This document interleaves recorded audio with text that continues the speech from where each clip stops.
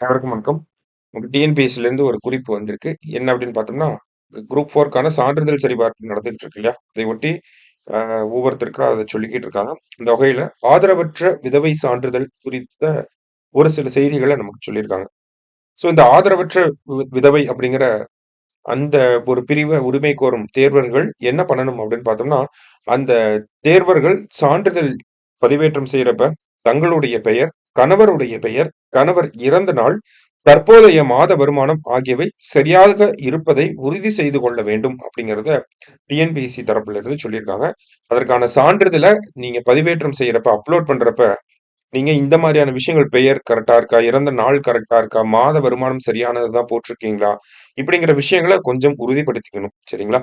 அது மட்டும் இல்லாம நோட்டிஃபிகேஷன்ல சொன்ன மாதிரி உரிய அலுவலரிடம் இருந்து சரியான அத்தாரிட்டி கிட்ட இருந்து தான் அந்த விதோ சர்டிபிகேட் அப்படிங்கிறத வாங்கியிருக்கணும். ஓகேங்களா?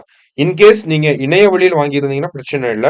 இல்ல ஆபீஸ்ல போய் நேரடியாக போய் சான்றிதழ பிசிக்கலா வாங்கியிருக்கீங்க அப்படின்னா, அலுவலக முத்திரை மற்றும் நாள் இருப்பதை உறுதி செய்து கொள்ள வேண்டும் அப்படின்னு சொல்லியிருக்காங்க. அதாவது இணைய வழியில் பெறப்படாத சான்றிதழில் அலுவலக முத்திரை மற்றும் நாள் இருப்பதை உறுதி செய்து கொள்ள வேண்டும் அப்படின்னு சொல்லியிருக்காங்க. ஓகேங்களா? பிசிக்கல் சர்டிபிகேட்டா இருந்துச்சுன்னா அலுவலக முத்திரையும் எந்த தேதியில வாங்கப்பட்ட நாள் இருக்கிறதா அப்படிங்கிறத உறுதிப்படுத்திக்கங்க. சரியா?